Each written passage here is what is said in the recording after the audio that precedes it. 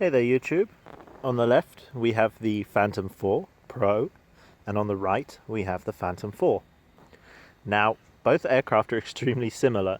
You may notice I've put some stickers on the Phantom 4 Pro just so that I can identify it as the Pro, and then we've got the Phantom 4 on the right. So we're going to do some comparisons in lovely England on Rye Farm. Here we go.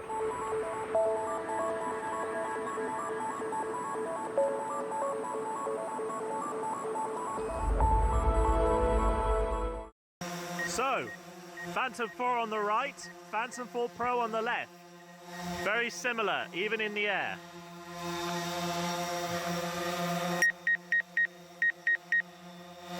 Nothing much different. They both sound very similar.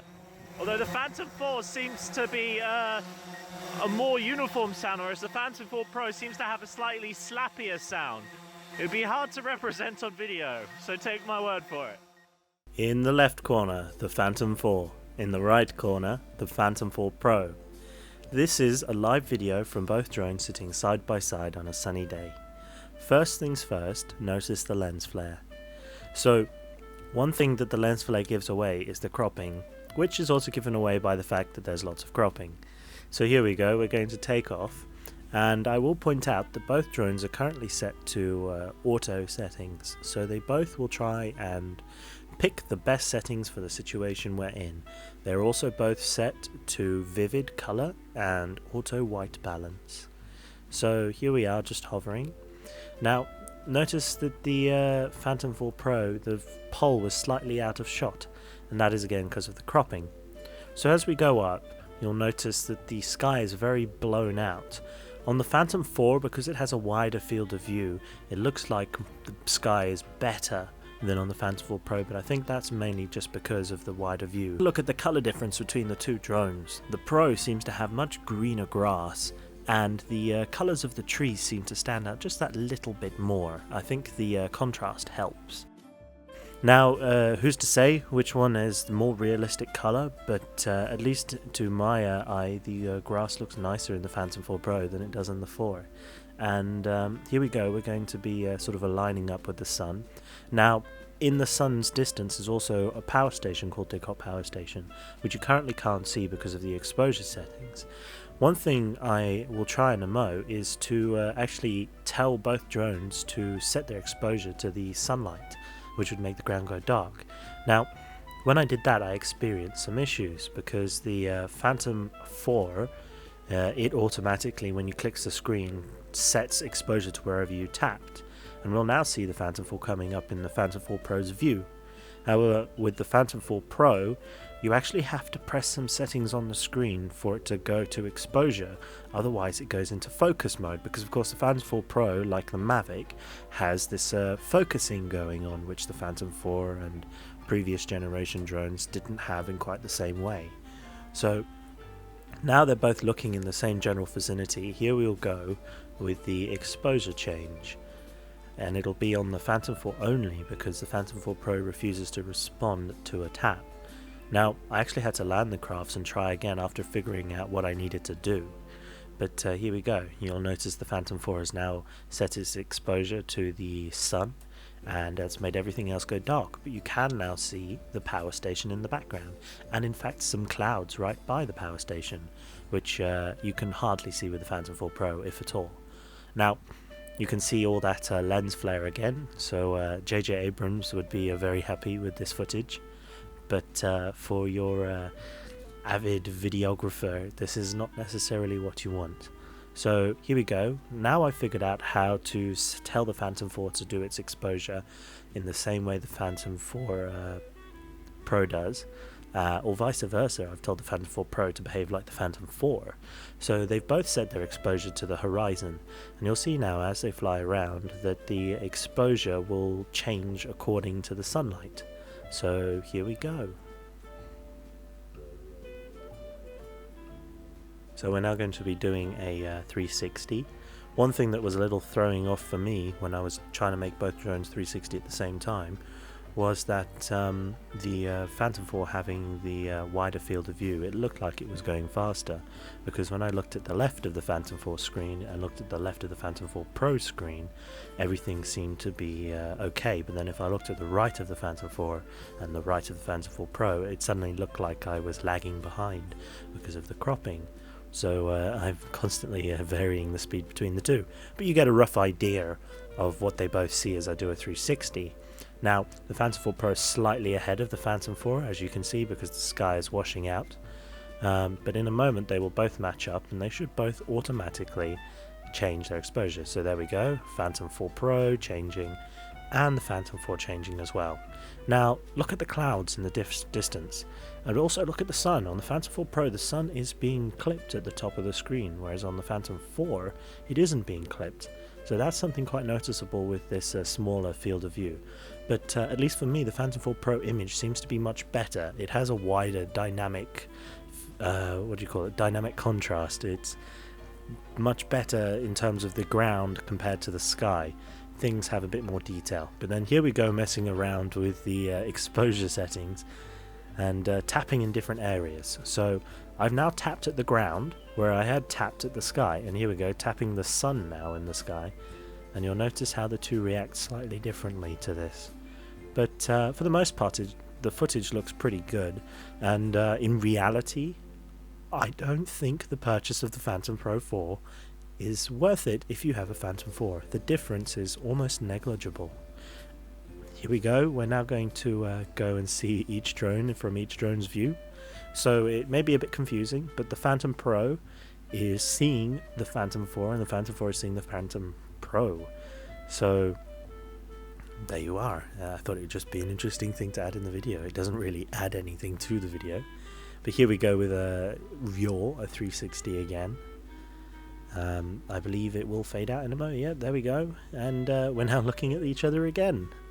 Now, at some point in the video, I fly the Phantom 4 Pro around whilst in view of the Phantom 4, and you'll need to note how still the video on the Phantom 4 Pro looks. There we go. Look at that. You could hardly tell the Phantom 4 Pro is currently darting around the screen. The footage just does not look like that is what's happening. But you can see on the Phantom 4 that it is in fact flying quite sharply from left to right and up and down. But not forwards and backwards, because of course you'd get the propellers in the way. So here we go, yawing around, and we're now pointing back at each other.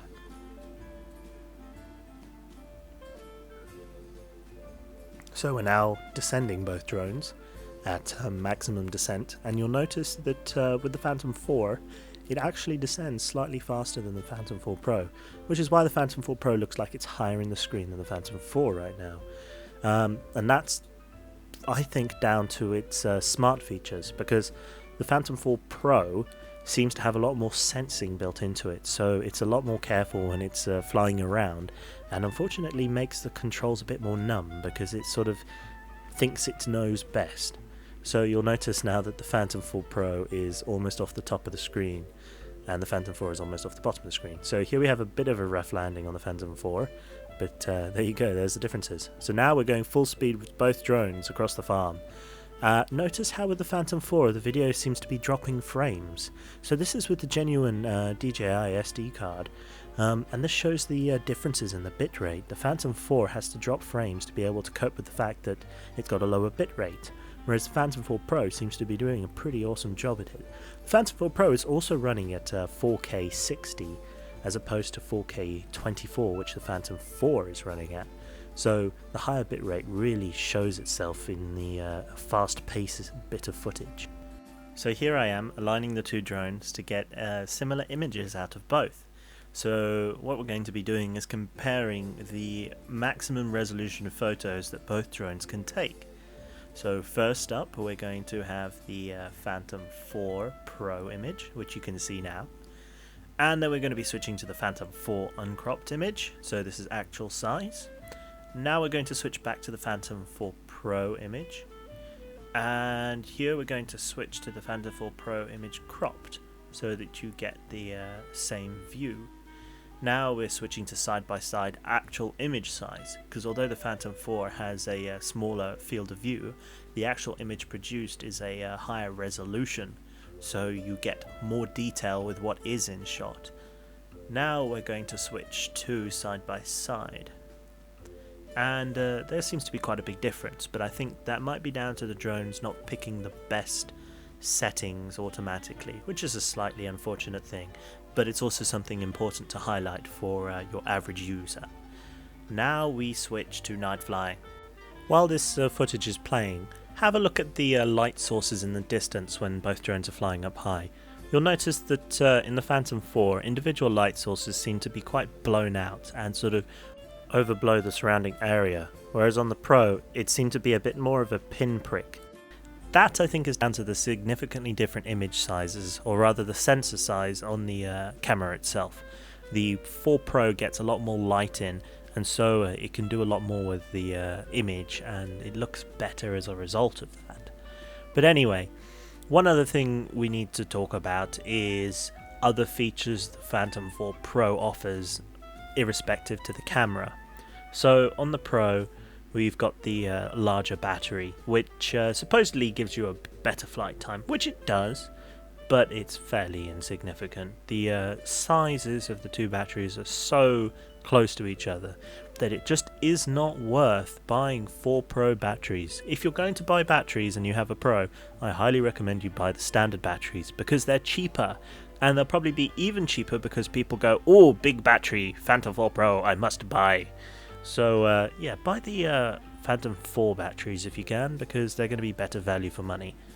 This is quite a good shot, I must say. I love seeing the light sources in the distance, especially as we go over the town. Anyway, other things the Pro has. It has the display built into the screen. Or rather, it has the display built into the controller. Now, I haven't found that feature to be very useful because whenever I turn the controller on, I have to wait for the thing to boot, and that isn't great. It is not convenient. But also, it doesn't have internet, so I have to connect it to my phone if I want to get the live map view. So all in all, the convenience of just having your phone on and connected to internet, which you can plug straight into the controller and have, bam, you're done, it's working, I think is much better. So I would say, if you're going to buy the Phantom Pro, probably go for the controller without the screen built in, because it's a lot cheaper and it's a lot more convenient because your phone just works. Now that being said, if you have a shitty phone or if your battery dies a lot, then fair enough, or maybe you have other reasons. But for now, thank you for watching and good luck with your drone decisions. I hope you make the right one.